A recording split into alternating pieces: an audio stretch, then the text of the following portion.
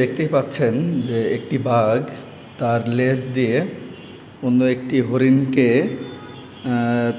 পাহাড়ের যে একটা চূড়া আছে সেখানে পার করে দেওয়ার জন্য চেষ্টা করছে।